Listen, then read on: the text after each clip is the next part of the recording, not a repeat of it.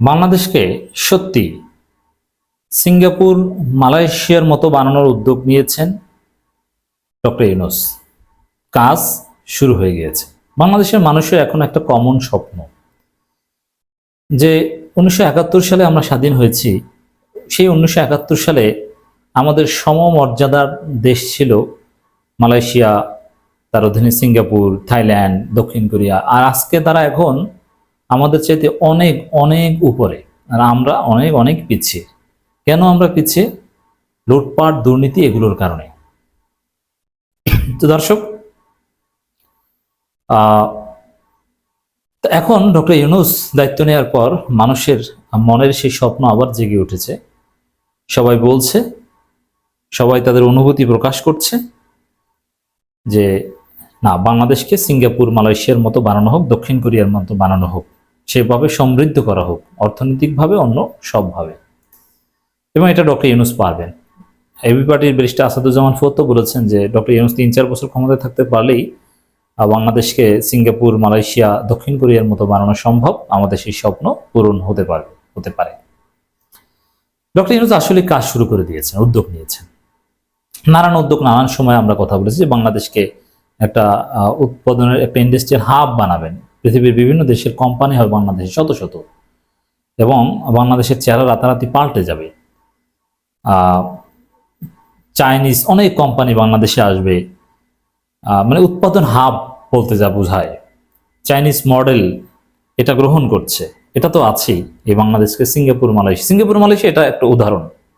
একদম তাদের মতো হতে হবে এটা না, মানে তারা যেরকম উন্নত হয়েছে এটার কথা বোঝাচ্ছে, এটা তো সবাই বুঝেন। নানান উদ্যোগের মধ্যে আরেকটা উদ্যোগ হচ্ছে আসিয়ান সদস্যপদের জন্য সমর্থন চান প্রধান উপদেষ্টা। আসিয়ানের সদস্য হওয়ার চেষ্টা বাংলাদেশের পক্ষ থেকে অনেক আগেও আছে, association of south east Asian countries. তো সেখানে কিন্তু এই মালয়েশিয়া, সিঙ্গাপুরের আছে। অতএব দর্শক, সেই সংগঠনের সদস্য যদি বাংলাদেশ সাউথ ইস্ট এশিয়ার মধ্যে পড়ে না, কিন্তু বাংলাদেশ যদি আসিয়ানের সদস্য হতে পারে, তাহলে বাংলাদেশের চেহারা রাতারাতি পাল্টে যাবে। আসিয়ান কিন্তু একটা কার্যকর সংগঠন, যেমন সার্ক কিন্তু এখন অকার্যকর, ডক্টর ইউনূস সেটা কার্যকর করবেন। বিমস্টেককে মোটামুটি গতিশীল করছেন, তা আসিয়ান কিন্তু যথেষ্ট কার্যকর। তা বাংলাদেশ আসিয়ানের সদস্য হতে চায় এবং ডক্টর ইউনূস যেখানে হাত দেন সেটা সম্ভব হয়। প্রথমে মনে হয় যে এটা অসম্ভব, বাংলাদেশে আসিয়ানের সদস্য হবে, অথচ সাউথ ইস্ট এশিয়ার বাহিরেও হতে পারে, হয়, আছে। তা এখন এরকম মনে হয় যে এটা কি হয়, এটা পাও কথা, কিন্তু না হয়।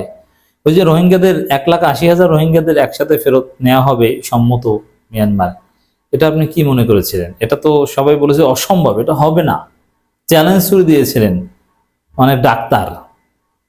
কিন্তু এখন দেখা গেছে যে না, সেটা হচ্ছে। ওইরকম আসিয়ানের সদস্য হওয়াটা অনেক ক্ষেত্রে আপনাদের কাছে অসম্ভব মনে হলেও দেখবেন যে সেটা হচ্ছে।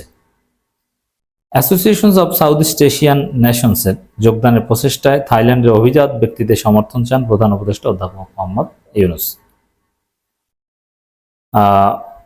ব্যাংককের একটি হোটেলে থাই বিশিষ্টজনদের সঙ্গে বৈঠকে তিনি সমর্থন কামনা করেন। ডক্টর ইউনূস সমর্থন চাইলে সেই সমর্থন না দিয়ে তো উপায় নেই। এখন তো আর ভারত নাই যে এটা ঠেকিয়ে দিবে, আর ভারতও তো এখন আলোচনার টেবিলে আসছে। প্রধান উপদেষ্টা বলেন, বাংলাদেশ আসিয়ানের সেক্টরাল ডায়ালগ পার্টনার হিসেবে যোগদানের পরিকল্পনা করছে। ধাপে ধাপে পূর্ণাঙ্গ সদস্য পদ পেতে সময় লাগে। অবজারভার, সেক্টরাল ডায়ালগ, নানান দিক আছে। এই গুরুত্বপূর্ণ আঞ্চলিক গোষ্ঠীর পূর্ণ সদস্যপদ লাভ করা মূল লক্ষ্য, সেখানে আমাদের ভবিষ্যৎ বলে তিনি অভিমত ব্যক্ত করেন। তাই আমি বিশ্বাস করি ডক্টর ইউনূস যদি 5 বছর ক্ষমতায় থাকতে পারেন, বাংলাদেশকে আসিয়ানের সদস্য বানিয়ে তিনি দিয়ে যেতে পারবেন, এটা তার পক্ষে সম্ভব। ডক্টর ইউনূস বলেন, বাংলাদেশ বহুপক্ষিতায় বিশ্বাসী, এটি সার্ক ও বিমস্টেকের গর্বিত সদস্য। এই আঞ্চলিক গোষ্ঠীগুলোকে অর্থনৈতিক প্রবৃদ্ধি ত্বরান্বিত করতে এবং জনগণের জন্য ঘনিষ্ঠ সম্পর্ক গড়ে তুলতে আরও কার্যকর পদক্ষেপ নিতে হবে। এখন সিঙ্গাপুর, মালয়েশিয়া হওয়ার প্রধান মানদণ্ড হচ্ছে অর্থনৈতিক উন্নতি। আর অর্থনৈতিক উন্নতির জন্য এই আসিয়ানে কিন্তু কোনো খয়রাতি দেশ নেই, সবাই কিন্তু মোটামুটি সমৃদ্ধ, এবং বাংলাদেশ বা পৃথিবীর বিভিন্ন দেশের মানুষের আকর্ষণ থাকে সেখানে যাওয়ার।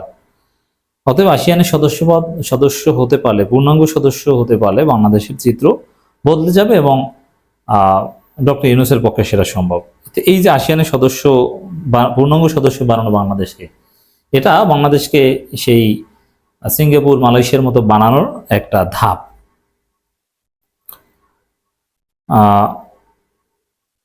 অর্থনৈতিক প্রবৃদ্ধি ত্বরান্বিত করতে এবং জনগণের মধ্যে ঘনিষ্ঠ সম্পর্ক গড়ে তুলতে আরও কার্যকর পদক্ষেপ নিতে হবে। থাইল্যান্ডের সাবেক প্রধানমন্ত্রী অভিজিৎ বেজ্জাজিবা, সাবেক উপপ্রধানমন্ত্রী, শীর্ষস্থানীয় ব্যবসায়ী নেতা, ব্যাংকার, একাডেমি এবং সিভিল সোসাইটির নেতারা বৈঠকে উপস্থিত। দেখেন, থাইল্যান্ডের ওই অঞ্চলের ওই ব্যবসায়ী গুরুত্বপূর্ণ লোকজন তাদের সাথে বৈঠক করেন, যেটা বাংলাদেশের রাজনৈতিক নেতারা করে। কিন্তু ডক্টর ইউনূস ওই দেশের ব্যাংকারদের সাথেও বৈঠক করেন।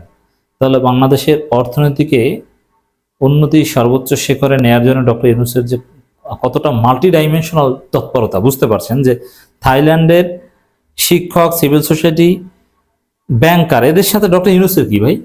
থাইল্যান্ডে ব্যাংকে চাকরি করে যারা, তাদের সাথে ডক্টর ইউনূসের কাজটা কি? তারা তাদের সাথেও কাজ করছেন, একটু বসেছিল না। থাইল্যান্ডে গিয়েছিলেন, এমন কোনো সরকার প্রধান নাই যারা ওখানে এসেছিল তাদের সাথে বৈঠক হয়নি। সবার সাথে বৈঠক হয়েছে, দফায় দফায় দফায় দফায়। মানে কখন ঘুমান আর কখন কি করেন, শুধু কাজ আর কাজ। এই ধরনের নেতাই আমাদের দরকার।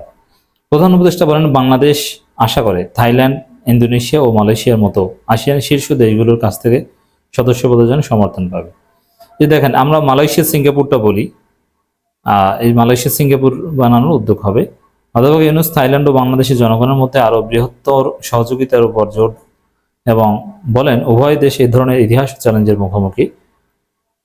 ওই বৈঠক সম্পর্কে তিনি বলেন, এটি সেই সম্পর্কের সূচনা যা আমরা গড়ে তুলতে চাই। প্রধান উপদেষ্টা সাম্প্রতিক বৈশ্বিক বাণিজ্য পরিস্থিতি সম্পর্কে মত প্রকাশ করেন। বিশ্ব এটিকে নিজেদের উপকারে কাজে লাগাতে পারে। তিনি বলেন, আমাদের আরো বেশি সহযোগিতা দরকার। আমরা কি নতুন একটি ব্যবসায়িক মডেল নিয়ে ভাবতে পারি? দেখেন, নতুন ডক্টর ইউনূস বাংলাদেশকে আসিয়ানের সদস্য বানানো, বিমস্টেকের চেয়ারম্যান হয়েছেন, সার্ককে পুনরুজ্জীবিত করতে যাচ্ছেন।